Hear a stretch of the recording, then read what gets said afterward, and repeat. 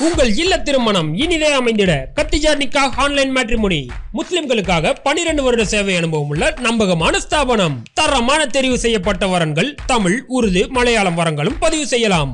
Online, இணையம் மற்றும் வாட்ஸ்அப்பில் தொடர்பு கொண்டு பதிவு செய்யலாம். பதிவு முற்றிலும் இலவசம். ஆக்டிவேஷன் குறைந்த கட்டணம் மட்டுமே. மொபைல் மற்றும் வாட்ஸ்அப் நம்பர் 9566065113 www.khatijanikah.com. அன்பார்ந்த ஓட்ஸ் ப்ரொடக்ஷன் தோழர்களே, பலஸ்தீன் இஸ்ரேல் போர் ஆரம்பித்து கிட்டத்தட்ட 620 நாள் ஆச்சு. இந்த வேளையில் கடந்த 2 தினங்களாக ஈரான் தொடர்ந்து இஸ்ரேல் மேலே சரமாரியான முறையில் தாக்குதல் நடத்தி இஸ்ரேலில் ஒரு மிகப்பெரிய அழிவுக்கு இட்டு சென்று கொண்டிருக்கிறது. ஸோ இந்த செய்திகளுக்கு பின்னாடி என்னென்ன விஷயங்களை ஈரான் ஸ்டாட்டிக்ஸாக பயன்படுத்திகிட்டு இருக்கு, இஸ்ரேல் எந்த அளவு இன்றைக்கி பின்னடைஞ்சிட்டு இருக்கு, இது உண்மையாகவே ஈரானுக்கும் இஸ்ரேலுக்கும் மத்தியில் தான் இந்த போர் நடக்குதா, இல்லை மேற்குலக நேட்டோவுக்கும் ஈரானுக்கும் மத்தியில் இந்த போர் நடக்குதா அப்படிங்கிற பல கேள்விகளோடு பல விஷயங்களை இந்த காணொலியில் பார்க்க போகிறோம். பார்ப்பதற்கு முன்னாடி நமது ஓட்ஸ் ப்ரொடக்ஷன் என்ற இந்த சேனலை மறக்காமல் சப்ஸ்கிரைபர் செய்து உங்களது உறவினர்களுக்கும் நண்பர்களுக்கும் இந்த செய்தியை பகிருங்க. மறக்காமல் கீழே இருக்கக்கூடிய பெல் ஐகானை கிளிக் பண்ணுங்கள். இதன் வழியாக நமது செய்திகள் உடனுக்குடன் உங்களை வந்தடையும். வாங்க செய்திகளுக்குள்ளே போவோம். அன்பார்ந்த ஓட்ஸ் ப்ரொடக்ஷன் தோழர்களே, பலஸ்தீன் இஸ்ரேல் போர் ஆரம்பித்து கிட்டத்தட்ட 20 மாதங்கள் ஆயிடுச்சு. ஸோ இந்த வேளையில் ஈரானுக்கும் அமெரிக்காவுக்கும் மத்தியில் மிகப்பெரிய பேச்சுவார்த்தை என்பது கடந்த 2-3 மாதங்களாக நடந்துட்டு இருந்துச்சு. இதுக்கு இடையில் ஒமன் என்று சொல்லக்கூடிய நாடு இதில் இடையில் நின்று இந்த 2 நபருக்கு மத்தியில் மத்தியஸ்தராக செயல்பட்டு இருந்துச்சு. ஒமனில் இருக்கக்கூடிய மஸ்கட்டில் கிட்டத்தட்ட 4 அல்லது 5 முறை இந்த பேச்சுவார்த்தை நடந்திருக்கு. அதே போல் ரோமில், இத்தாலியில் கூட இது போன்ற பேச்சுவார்த்தைகள் நடந்துச்சு. ஸோ என்ன பேச்சுவார்த்தைகள் ஈடுபட்டால் கூட ஈரான் தனது ஸ்டாண்டில் உறுதியாக இருந்துச்சு. நாங்கள் யுரேனியத்தையும் பயன்படுத்துவோம், அதை குறிப்பிட்ட அளவு பயன்படுத்துவதன் மூலம் எங்களது பொருளாதார வளர்ச்சி, மருத்துவ வளர்ச்சி என்று பல வளர்ச்சியை சார்ந்து தான் இந்த யுரேனியம் என்பது எங்கள்கிட்ட இருக்குது அப்படின்னு தனது நிலைப்பாட்டில் தெளிவாக இருந்துச்சு. அதில் குறிப்பாக சொல்லணும்னு கேட்டிங்கன்னா 20% யுரேனியம் என்பது மஸ்ட் அவங்களுக்கு தேவைப்பட்டுச்சு. மேலும் ஈரான் மேலே போட்டிருக்கக்கூடிய பொருளாதார தடையை நீக்கணும் அமெரிக்கா அப்படிங்கிற இந்த 2 கொள்கையில் தெளிவாக இருந்துச்சு. காம்ப்ரமைஸே பண்ணலை. ஆனால் இந்த 2ஐயும் காலி செய்யக்கூடிய இடத்துல தான் அமெரிக்கா ஒரு பயம்புறுத்தி அச்சுறுத்தும் வகையில் என்ன பண்ணுச்சுன்னா, அடிபணி வைக்கும் விதத்தில் ஈரானை அந்த அக்ரிமெண்ட், அதாவது அணு ஆயுதம் சம்பந்தமான அந்த ஒப்பந்தத்தில் கையெழுத்து போட நிர்பந்தம் செலுத்திட்டு இருந்துச்சு. அதில் 0% யுரேனியம் மற்றும் பொருளாதாரம் எதுவுமே தடைகள் நீக்கப்படாது அப்படிங்கிற நிலையில இருந்து தான் தந்த பேச்சுவார்த்தை முன்னெடுத்துட்டு இருந்துச்சு. ஸோ இந்த சூழலில் தான் இடையில எப்போ வேணாலும் அமெரிக்கா நேரடியாகவோ அல்லது தனது அடிமையாக இருக்கக்கூடிய இஸ்ரேலை பயன்படுத்தியோ ஈரான் மேலே தாக்குதல் நடத்தும் அப்படிங்கிற சூழல் உருவாயிட்டு கொண்டிருந்த வேலையில தான் நேற்று 2 தினங்களுக்கு முன்னாடி இஸ்ரேல் ஒரு மிகப்பெரிய தாக்குதலை ஈரான் இருக்கக்கூடிய தலைநகரமாக இருக்கக்கூடிய தெஹ்ரானு இன்னும் பல்வேறு இடங்கள், முக்கியமான இடங்களில் ஏற்படுத்தியிருக்கு. ஸோ இந்த தாக்குதல் எதை பேஸ் பண்ணி அமைஞ்சிருக்குன்னு கேட்டிங்கன்னா, ஈரானுடைய அணு ஆயுத கட்டமைப்பை நோக்கி தான் அமைஞ்சிருக்கு. ஸோ அப்படிப்பட்ட தாக்குதலில் 200க்கு அதிகமான கமிகாசி ட்ரோன்களை இஸ்ரேல் பயன்படுத்திச்சு. ஸோ அந்த ட்ரோன்கள் ஈரானில் இருக்கக்கூடிய அணு ஆயுத கட்டமைப்பை உடச்சி அழிச்சிச்சான்னு கேட்டால் கிடையாது. காரணம், கிட்டத்தட்ட பூமிக்கடியில் 1லேருந்து 2 கிலோமீட்டர் ஆழத்தில் தான் ஈரானுடைய அந்த அணு ஆயுதம் சம்பந்தமான அணு ஆயுதம் என்ற அந்த விஷயத்தை அவங்க முழுமையாக டிக்ளரேஷன் பண்ணலை. ஸோ அணு சம்பந்தமான அந்த அணுவை பயன்படுத்தி மருத்துவ ரீதியான என்னென்ன முன்னேற்றங்களை கொண்டு வரணும் அப்படின்னு சொல்லிட்டு ஒரு விஞ்ஞான குழுவை தயார் செய்து கிட்டத்தட்ட 20லேருந்து 30 இடங்களில், ஈரானுடைய பல்வேறு இடங்களில் இந்த அணு ஆராய்ச்சியை பண்ணிட்டு இருந்துச்சு. ஸோ இப்படிப்பட்ட இடத்தின் மேலே தாக்குதல் நடத்தினால அது பூமிக்கு அடியில் இருந்தனால பெரிய டேமேஜ் இல்லையாட்டியும் கொஞ்சம் அங்கே அந்த வாயு கசிவுகள் ஏற்பட்டிருக்கு. அது ஓரளவு அந்த டெக்னிக்கல் டீம்லாம் சரி பண்ணி மீண்டும் அதை ரன் பண்ண ஆரம்பிச்சிருச்சு. ஸோ ஈரான் மேலே தாக்குதல் நடத்தப்பட்ட பின்னாடியே ஈரான் என்ன பண்ணுச்சுன்னா, தன்னுடைய போர் தந்திரமாக இருக்கக்கூடிய, போர் முறையாக இருக்கக்கூடிய, சமீபமாக ட்ரூ ப்ராமிஸ் என்று சொல்லக்கூடிய இந்த போருடைய அந்த முறையை, அந்த மிஷனை ஆக்டிவேஷன் பண்ண ஆரம்பிச்சிருச்சு. இது கிட்டத்தட்ட 3வது த ட்ரூ ப்ராமிஸ் அப்படின்னு சொல்லக்கூடிய ஆப்ரேஷனை தான் இன்றைக்கி இஸ்ரேல் மேலே மிகப்பெரிய அளவில் துவங்கியிருக்கு. முதல் ட்ரூ ப்ராமிஸ் ஆப்ரேஷன் எப்போ நடந்துச்சுன்னு கேட்டிங்கன்னா, கடந்த வருடம் இங்கே துருக்கி, சிரியாவில் இருந்த ஈரானுடைய தூதரகத்தின் மேலே இஸ்ரேல் தாக்குதல் நடந்துச்சு. ஸோ அந்த சமயத்தில் என்ன தாக்குதல் நடந்துச்சோ அதுக்கு பதில் தாக்குதலை சொல்லிகிட்டே நடந்துச்சு. இப்போ நடத்த போகிறோம், இந்த நேரத்தில் நடத்த போகிறோம்னு சொல்லிட்டு முதல் ட்ரூ ப்ராமிஸ் அந்த ஆப்ரேஷன் ஆக்டிவேட் பண்ணிச்சு. 2வது ட்ரூ ப்ராமிஸ் ஆப்ரேஷன் எப்போ நடந்துச்சுன்னா, ஹமாஸுடைய தலைவர் இஸ்மாயில் ஹனியாவுடைய அந்த படுகொலையை ஒட்டி நடந்துச்சு. இது சொல்லப்படாமல் எதிர்பார்க்காத நேரத்தில் ஒரு தாக்குதலை கொடுத்துச்சு. 3வது ட்ரூ ப்ராமிஸ் அப்படிங்கிறது கிட்டத்தட்ட 1-2 மாதமாக பேசிகிட்டு இருக்குது. அதாவது அமெரிக்கா அல்லது இஸ்ரேல் மேலே தாக்குதல் நடத்துவோம்னு சொல்லிட்டு. ஆனால் மிகவும் காலதாமதம் பண்ணி இறுதியாக அது நடத்தலை. ஆனால் நேரடியாக அமெரிக்கா கூட அணு ஆயுதம் சம்பந்தமான பேச்சுவார்த்தைக்கு உடன்பட்டு ஒரு பொறுமையான நிலையில் இருந்துச்சு. ஆனால் இன்றைக்கி அதுக்கே வேட்டு வைக்கிற மாதிரி தான் அமெரிக்கா தனது கையாளாக இருக்கக்கூடிய இஸ்ரேலை பயன்படுத்தி இன்னைக்கு ஈரான் மேலே தாக்குதல் நடத்தியிருக்கு. அப்போ இது வெளிப்படையாகவே தெரியுது, இது இஸ்ரேலுக்கும் ஈரானுக்கும் மத்தியில் நடக்கக்கூடிய போர் கிடையாது. இது மேற்குலகத்திற்கும் நேட்டோவுக்கும் அமெரிக்காவுக்கும் மத்தியில் ஒரு பகடகாயாக இஸ்ரேலை பயன்படுத்தி, எப்படி உக்ரைன் ரஷ்யா போரில் உக்ரைன் ஒரு பகடகாயாக பயன்படுத்தி ரஷ்யாவை அழிக்கணும்னு சொல்லிட்டு நேட்டோ படைகள் அமெரிக்கா எப்படி அதுக்கு உக்ரைனுக்கு உதவி செஞ்சிச்சோ அதே போல் சேம் பேட்டர்ன் தான் இங்கேயும் நடந்துட்டு இருக்கு. இங்கே இஸ்ரேலை பயன்படுத்தி தான் இன்னைக்கு ஈரானை வந்து தாக்குதல் நடத்தணும்னு சொல்லிட்டு மூவ் பண்ணிட்டு இருக்கு. ஸோ இஸ்ரேல் வந்து எதுவுமே பண்ண முடியாது. இஸ்ரேல்கிட்ட எதுவுமே இல்லை, எக்யூப்மெண்ட்ஸ் எதுவுமே கிடையாது, வெறும் இராணுவ தளவாடங்கள் எதுவுமே இல்லை. அமெரிக்கா தான் முழுக்க கொடுத்து தனது அடியாளாக பயன்படுத்தி என்ன பண்ணிட்டு இருக்கு, தாக்குதல் நடத்திட்டு இருக்கு. ஸோ இதில் கூட நம்மளை குழப்பணும்னு சொல்லிட்டு இன்னைக்கு காலையில் ஒரு செய்தி வந்திருக்கு. அமெரிக்காவுடைய இராணுவ துருப்புக்கள் யாருமே இந்த ஈரானுக்கும் இஸ்ரேலுக்கும் மத்தியில் நடக்கக்கூடிய இந்த போரில் கலந்து கொள்ள மாட்டாங்க அப்படின்னு சொல்லக்கூடிய ஒரு மடைமாற்றம் சம்பந்தமான ஒரு விஷயத்தை கூட அமெரிக்கா ப்ராபகண்டா பண்ணி வெளியிட்டு இருந்துச்சு. ஸோ இந்த சூழலில் தான் நேற்று 2 தினங்களுக்கு முன்னாடி இரவு, அதாவது அதிகாலை 4 மணிக்கு இந்த போர் ஆரம்பிச்சிச்சு. இஸ்ரேல் நடத்தின தாக்குதலில் ஈரான்கிட்ட கொஞ்சம் ஃபெயிலியர் ஆயிருக்கு. என்ன ஃபெயிலியர்னு கேட்டால் air defence system. So air defence சிஸ்டத்தை கிராஸ் பண்ணி தான் உள்ளே வந்து அடிச்சிருக்கு. So air defence system failure ஆயிருக்கு. ஸோ இதை அடித்த பின்னாடியே ஈரான் மக்களுக்கு ஒரு பெரிய பதைபதிப்பாயிருச்சு. ஏன்னா இது எப்படிப்பட்ட தாக்குதல்னா ஒரு சைக்கலாஜிக்கல் வார்னு நம்ம எடுத்துக்கலாம். எலக்ட்ரிக்கல் வாரும் அங்கே நடந்திருக்கு. So electrical warfare, psychological warfare ரெண்டுமே நடந்திருக்கு. ஏன்னா இங்கே ஆல்ரெடி உள்ளுக்குள்ளே சில விஷயங்களை வந்து இஸ்ரேல் ஏற்பாடு பண்ணிருச்சு. இஸ்ரேலும் அமெரிக்காவும் சேர்ந்து மொசாதுடைய உளவு சம்பந்தமாக வேலை பார்க்கக்கூடிய ஈரானில் இருக்கக்கூடிய சில நபர்களை வைத்து சில காரியங்களை கனக்கச்சிதமாக முடிச்சு வச்சிருச்சு.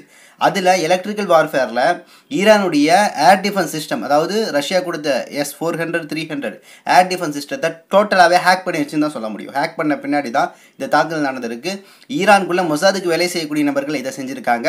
செய்த பின்னாடி அடுத்த கட்டமாக 5 ஈரானுடைய IRGC இராணுவ படையுடைய முக்கிய தலைவர்களை கொலை செஞ்சுருக்கிறாங்க. இதில் பஹேரி என்று சொல்லக்கூடிய ஒரு முக்கியமான நபர்னு ஒருத்தர். இடையில கூட இந்த பஹேரி, அதாவது டிஃபென்ஸ் மினிஸ்டர், பாதுகாப்பு அமைச்சராக இருக்கக்கூடிய பஹேரி, முகமது பஹேரி, சவுதி அரேபியாவில் இருக்கக்கூடிய ஒரு முக்கியமான டிஃபென்ஸ் மினிஸ்டரும் சந்தித்து சில விஷயங்களை பேசினார். அதில் சில விஷயங்கள் வெளியே கசிஞ்சிச்சு. அதில் மத்திய கிழக்கில் அமைதி வேணும்னு கேட்டிங்கன்னா சவுதியும் ஈரானும் ஒன்றிணைய வேண்டும் அப்படிங்கிற விஷயங்கள் முதல்ல கொண்டு இந்த பஹேரி பேசினார். ஸோ அவர் உட்பட 5 நபர்கள், முக்கியமான தலைவர்களை வந்து இன்றைக்கி இஸ்ரேல் கொண்டிருக்கு. கொன்ன பின்னாடி தான் இந்த போர் என்பது மிகப்பெரிய அளவில் இன்றைக்கி விரிவடைந்து இது ஒரு அணு ஆயுத போராக தான் மாறிட்டு இருக்கு. ஏன்னா 2 பேரும் மாறி எதை அடிச்சுக்கிறாங்கன்னா அணு ஆயுத நிலையங்களை நோக்கி தான். ஸோ இன்றைக்கி காலையில் கூட 2 டன் மதிப்பிலான சில மிகப்பெரிய வெடிபொருட்களை ஏற்றி கொண்டு ஒரு பிரம்மாண்டமான கப்பலை நாங்கள் நிச்சயமாக இஸ்ரேலில் இருக்கக்கூடிய அணு ஆயுத கட்டமைப்பாக இருக்கக்கூடிய டிமோனா என்று சொல்லக்கூடிய இடத்தை நோக்கி அனுப்ப போகிறோம். அங்கு அணு ஆயுதம் சம்பந்தமான அனைத்து கட்டமைப்பையும் அழிக்க போகிறோங்கிற எச்சரிக்கையை கூட இன்னைக்கு ஈரான் வெளியிட்டு இருக்கு. ஸோ இந்த அளவு 2 பேரும் மாறி அணு ஆயுத கட்டமைப்பு தான் உடைச்சு நொறுக்க இன்னைக்கு போர்ல களத்தில் செயல்பட்டு இருக்காங்க. ஸோ இதுல மக்களும் ஆதரவு கொடுத்தது இந்த போர் உடனடியாக நடந்ததுக்கு ஒரு காரணம். நமக்குள்ள ஒரு கேள்வி என்னன்னா, ட்ரூ ப்ராமிஸ் ஆக்டிவேஷன் பண்ணுறதுக்கு 2-3 மாதம் டிலே ஆச்சு. இஸ்ரேல் அடித்த மறுகணமே இன்னைக்கு ரீப்ளே கிட்டத்தட்ட 12லேருந்து 16 மணி நேரத்துக்குள்ளே இன்னைக்கு ஈரான் ரீப்ளே கொடுத்துருக்கு. அப்படின்னா இதில் வெறும் ஈரானோட பங்கு, ஈரானுடைய அரசு பங்கு மட்டும் கிடையாது, மக்களுடைய பங்கு இருக்குது. ஏன்னா இந்த சம்பவம் நடந்த பின்னாடியே மக்கள் பயந்துட்டாங்க. மக்கள் அங்கே இருக்கக்கூடிய மக்கள் இல்லை, ஈரானை சார்ந்து இயங்கக்கூடிய அரசு அதிகாரிகள் அல்லது ஈரான் குடியுரிமை இருக்கக்கூடிய வெளிநாட்டில் இருக்கக்கூடிய நபர்களாக பயந்தாங்க. என்னடா இப்படி அடிச்சிட்டாங்களே, இவ்வளோ பாதுகாப்பு இருந்து உள்ளே வந்து அடிச்சிருக்காங்களே அப்படின்னு ஒரு பயம் இருந்துச்சு. ஆனால் இந்த பயத்தோடு ஒரு போராட்ட காலத்தில் அந்த மக்களை வெளியே வீதியில் இறங்கி என்ன சொல்கிறாங்க தெரியுங்களா, அரசுடைய கோரிக்கையை இவங்க முன்வைக்கிறாங்க. அரசுக்கு ஒரு ப்ரெஷரையும் ஒரு உறுதியை எப்படி கொடுக்குறாங்கன்னு பாருங்கள். எங்கள்கிட்ட அணு ஆயுதம் இருக்குன்னு சொல்லி தானே நீங்கள் அடிக்க வர. ஆமாம், அணு ஆயுதம் இருக்குது, நாங்கள் உடனடியாக தயார் செய்வோம் அப்படின்னு சொல்லிட்டு அரசை வலியுறுத்துகிறாங்க. அணு ஆயுதம் நாங்கள் எமர்ஜென்சியாக உடனடியாக தயார் செய்யணும். மக்கள் களத்தில் இறங்கி ஹமாஸுடைய தலைவர் மறைந்த யஹ்யா சின்வருடைய புகைப்படங்களை கையில் வச்சு அணு ஆயுதத்தை துரிதமாக நாங்கள் செயல்படுத்த போகிறோம் அப்படிங்கிற விஷயத்தை முன் வச்சிருக்கிறாங்க. இன்னும் ஹர்மூஸ் நீரிணையை நம்ம முடக்குவோம் அப்படின்னு சொல்லக்கூடிய உறுதியை கொடுத்துருக்காங்க. இந்த ஹர்மூஸ் எதுன்னு கேட்டிங்கன்னா ஒரு முக்கியமான நீரிணை, அதாவது ஆசிய நாடுகளில் இருந்து மேற்குலகத்திற்கு அதிகமான சரக்குகளை கொண்டு போக 3 வழித்தடங்கள் அதிகமாக கடலில் பயன்படுத்தப்படும். 1 பாபல் மந்தம், அது ஆல்ரெடி யமன் ஹவுதிகள் அடித்து நொறுக்கி மூடி வச்சுருக்காங்க. ஸோ இதனால் எகிப்தோடைய பொருளாதாரம் வீழ்ச்சி அடைஞ்சிருச்சு. ஏன்னா அவங்கள்ட்ட அந்த வழியாக வரக்கூடிய சூயஸ் கனல் வழியாக வரக்கூடிய வருமானம் தான் பெரிய வரியாக எகிப்துக்கு இருந்துச்சு. 2வது கூடிய ஹர்மூஸ் என்று சொல்லக்கூடிய இந்த ஜலம். ஸோ இந்த ஜலத்துக்கு அடுத்தது பார்த்திங்கன்னா ஜிப்ரால்டர் என்று சொல்லக்கூடிய மற்றொரு ஜலம் இருக்குது. ஸோ இது கிட்டத்தட்ட சவுத் ஆஃப்ரிக்கா, இன்னும் பல்வேறு ஆப்பிரிக்க நாடுகளை சுற்றி உள்ளே வரும். ஸோ இன்றைக்கி வரைக்கும் இந்த ஆப்பிரிக்க நாடுகளை சுற்றி தான் இன்றைக்கி மேற்குலகத்துக்கு சரக்குகள் எல்லாமே போயிட்டுருக்கு, அதாவது வர்த்தக ரீதியான பொருட்கள் எல்லாமே போயிட்டுருக்கு. ஏன்னா இந்த 2 தளங்களும் கிட்டத்தட்ட முடக்கி வைக்கப்பட்டிருக்கு. சொல்லப்போனால் ஒரு 10 கிலோமீட்டரில் ரீச் ஆகக்கூடிய இடம் எதுன்னு கேட்டிங்கன்னா இந்த பாபல் மந்தம், ஹர்மூஸ். ஆனால் இந்த 2மே கிட்டத்தட்ட முடக்கப்பட்டனால இவங்க ஜிப்ரால்டர் நீரிணையை பிடிச்சி மேற்குலகத்துக்கு போகிறனால பெரிய போக்குவரத்து தூரம் அதிகமாகுது, ஃபியூல் எச்சா செலவாகுது, பெட்ரோல் அதிகமாக செலவாகுது, ஸோ இதற்கான காப்பீட்டு செலவுகள் அதிகமாகுது என்ற பல விஷயங்கள் தான் நீங்கள் மேற்குலகத்துக்கு இழப்பாக இருக்குது. ஸோ இப்படிப்பட்ட இந்த ஹர்மூஸ் என்று சொல்லக்கூடிய நீரிணையை முழுமையாகவே மூட வேண்டும் அப்படிங்கிற ஒரு டிமாண்டை கூட இன்றைக்கி ஈரானுடைய மக்கள் முன் வச்சுட்டு இருக்காங்க. அப்போ ஈரான் மக்களுடைய இந்த வெளிப்படையான அரசுக்கு ஆதரவான இந்த போராட்டங்கள், கோஷங்கள் தான் இன்றைக்கி பெரிய அளவில் ஒரு உத்வேகமாக ஈரானை வந்து இன்றைக்கி இஸ்ரேலை சரமாரியை அடிக்க தூண்டியிருக்கு. ஸோ இந்த தாக்குதலை பொறுத்த வரைக்கும் ஹமாஸ் அமைப்பாகட்டும் இன்னும் பல அமைப்புகள் ஆதரவு தெரிவிக்கிறாங்க. குறிப்பாக காசாவில் இருக்கக்கூடிய மக்கள் இது பெரிய ஒரு விழா போல் செலிப்ரேஷன் பண்ணிட்டு இருக்கிறாங்க. நேற்றைய தினம் ஒரு நாள் நிறுத்தி வைக்கப்பட்டிருந்துச்சு. அவங்களுக்கு வந்து ஈதுல் அப்படின்னு சொல்லக்கூடிய ஈது பெருநாள் போல் ஏதோ ஒரு முக்கியமான தினத்துடைய கொண்டாட்டமாக ஈரானில் காணப்படுறதுனால ஒரு நாள் கொஞ்சம் டிலே ஆச்சு. ஸோ இன்றைக்கி 2, 3 சொல்லிட்டு ஃபேஸ் நம்பர் 3, 2 சொல்லிட்டு அடுத்தடுத்து ட்ரோன்கள் எல்லாத்தையும் ஏவிட்டு இருக்காங்க. மிசைல்கள் எல்லாத்தையும் இஸ்ரேல் மேலே ஏவிட்டு இருக்கிறாங்க. ஸோ அதே போல் தான் இங்கே தெஹ்ரான்லேயும் வந்து மக்கள் செலிப்ரேஷன் பண்ணுறாங்க, கொண்டாடி கொண்டிருக்கிறார்கள் இந்த தாக்குதலை. ஸோ இதை பொறுத்த வரைக்கும் ஈரான் இன்னைக்கு என்னென்ன ஆயுதங்களை பயன்படுத்திட்டு இருக்குன்னு கேட்டிங்கன்னா, குறிப்பாக ஷாஹத் ட்ரோன்களை பயன்படுத்திட்டு இருக்கு. அதே போல் பார்த்திங்கன்னா ஹைப்பர்சோனிக் மிசைல் ஃபத்தகு 2, ஃபத்தகு 3 என்று சொல்லக்கூடிய ஹைப்பர்சோனிக் மிசைல்களை பயன்படுத்திட்டு இருக்கு. இது எல்லாமே எதை நோக்கி பயன்படுத்திட்டு இருக்குன்னா, இஸ்ரேலில் இருக்கக்கூடிய தொழில் நகரமாக இருக்கக்கூடிய ஹைஃபா என்ற தொழில் நகரம், ஹைஃபா, டெல்லவியூ, குறிப்பாக டெல்லவியூ சுற்றி இருக்கக்கூடிய சில கட்டுமானங்களை அழிச்சிட்டு இருக்குது. அதே போல் ஹைஃபாவில் இருக்கக்கூடிய, ஏன்னா ஹைஃபாங்கிறது ஒரு பெரிய தொழில் நகரம், தொழில் பேட்டை. ஸோ இந்த தொழில் பேட்டைக்குள்ளே பல விஷயங்கள் இருக்குது. குறிப்பாக அறிவியல் ஆராய்ச்சி கழகம் இருக்குது. ஸோ இது கூட நம்ம சொல்லணும். ஏன்னா ஆல்ரெடி இங்கே விஞ்ஞானிகளை வந்து இஸ்ரேல் கொண்டிருக்குது. இஸ்ரேலுடைய 5 நபர்களை, விஞ்ஞானிகள் 2 நபர்கள். ஸோ இதே விஞ்ஞான கூடத்தை அழிக்கணும்னு சொல்லிட்டு தான் ஹைஃபாவில் இருக்கக்கூடிய விஞ்ஞான கூடமாக இருக்கக்கூடிய, ஆராய்ச்சி கூடமாக இருக்கக்கூடிய ஒரு இடத்தின் மேலே ஒரு 1.5 டன் எடை கொண்ட ஒரு பெரிய ஹைப்பர்சோனிக் மிசைலை வச்சு ஒரு பெரிய தாக்குதலை வந்து இஸ்ரேல் வந்து நேற்றைய இரவு கொடுத்துச்சு. ஸோ இன்றைக்கி அடுத்தடுத்த தாக்குதலை எக்ஸ்டெண்ட் பண்ணி கொண்டே செல்கிறது. இதில் ஒரு சிறப்பான சம்பவம் எதுன்னு கேட்டிங்கன்னா, ஹைஃபா துறைமுகம் இருக்குல்ல, இந்த துறைமுகத்தில் இந்தியாவில் இருக்கக்கூடிய ஒரு மிகப்பெரிய மோசடிக்காரராக இருக்கக்கூடிய அதானியுடைய பங்கு அதிகமாக இருக்குது. அதானியுடைய பங்கை பொறுத்த வரைக்கும் 4.2 பில்லியன் சரக்குகள் எல்லாமே இந்த ஹைஃபா துறைமுகத்தில் தான் இன்வெஸ்ட் பண்ணி வச்சிருக்கிறாரு. இவருக்கு ஏதோ பெரிய சேஃப்டியான இடத்துல இன்வெஸ்ட் பண்ணாதான் ஒரு நினைப்பு. எப்போ என்ன வேணாலும் அந்த சூழல் மாறலாம். உலகத்திலேயே ரொம்ப உளவு பிரிவில் ரொம்ப உயர்ந்தவர்கள், ரொம்ப சிறந்தவர்கள் என்று சொல்லி கொண்டிருந்த இஸ்ரேல் இன்றைக்கி உளவு பிரிவு கோட்டை விட்டுருக்குது. அதே போல் ஏர் டிஃபென்ஸ் சிஸ்டத்தை முற்றிலுமாகவே கையிழந்திருக்கு. ஸோ இப்படிப்பட்ட இடத்துல போய் இன்வெஸ்ட் பண்ண அதானிக்கு இன்றைக்கி பெரிய இழப்பு. $4.2 பில்லியன் சரக்குகள் எல்லாமே முழுவதுமாக ஈரானுடைய மிசைலுடைய தாக்குதலில் அழிஞ்சிருச்சு அப்படிங்கிற செய்தி தான் சிறப்பாக மற்றொரு பக்கம் வந்து கொண்டிருக்கிறது. இது மட்டும் இல்லை, இன்னும் ட்ரோன்கள், இதே அதானி வந்து ட்ரோன்கள், கில்லர் ட்ரோன்கள் பயன்படுத்தி வந்து இஸ்ரேலுக்கு கொடுத்துருந்தார். ஸோ இந்த இஸ்ரேல் பயன்படுத்த அந்த ட்ரோன்கள் காசா மக்கள் அதிகமான முறையில் இனப்படுகொலை செய்ய பயன்படுத்துச்சு. ஸோ இந்த ட்ரோன்களை கூட இன்றைக்கி அடித்து அங்கே இருக்கக்கூடிய ஈரானுடைய செக்டார்கள், அந்த ராக்கெட்டுகளை எல்லாமே அழிச்சிட்டு இருக்கு அப்படிங்கிற செய்தி வருது. அப்போ இது உலக மக்களுக்கு ஒரு கொண்டாட்டமான தினமாக இருக்குது.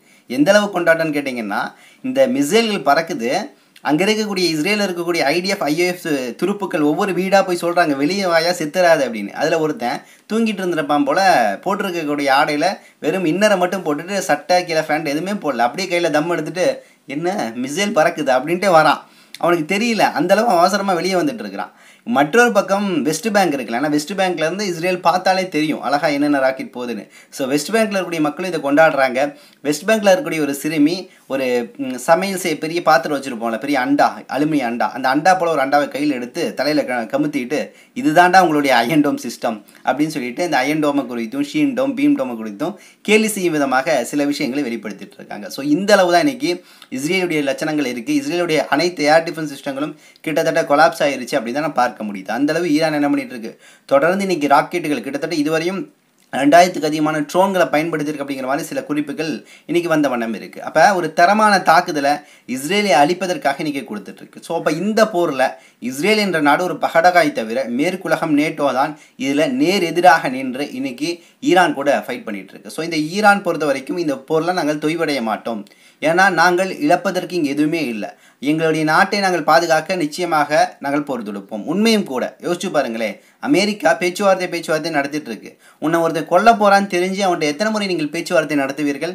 அப்போ இந்த பேச்சுவார்த்தை நடத்துவதற்கான நேரம் கிடையாது, தாக்குதல் நடத்துவதற்கான நேரம். தாக்குதல் என்பது தனது நாட்டையும் மக்களையும் இறையாண்மையும் பாதுகாப்பதற்காக டிஃபெண்ட், அதாவது ரைட் டு டிஃபென்ஸ் என்ற கோட்பாடின் அடிப்படையில் ஆர்டிகல் 30 என்று சொல்லக்கூடிய சர்வதேச அந்த விதியின் அடிப்படையில் ஒரு நாடு தனது நாட்டையும் இறையாண்மையும் மக்களையும் பாதுகாக்க எதிர்த்து அடிக்கலாம் அப்படிங்கிற அடிப்படையில் தான் ஈரான் இன்னைக்கு என்ன பண்ணிட்டு இருக்கு, திருப்பி அடிச்சிட்டு இருக்குன்னு பார்க்க முடியுது. அப்போ இந்த தாக்குதல் ஓயாது, இது அணு ஆயுத சண்டையாக மாறக்கூடிய வாய்ப்புகள் கூட அதிகமாக இருக்குது அப்படின்னு சொல்லிட்டு தான் நம்மளால் இதன் வழியாக பார்க்க முடியுது. இன்னும் சில தகவல்களை திரட்டி கொண்டு இன்ஷா அல்லாஹ் விரைவில் வந்து உங்களை சந்திக்கின்றேன். நன்றி. அஸ்ஸலாமு அலைக்கும் வரஹ்மத்துல்லாஹி வபரகாத்துஹு.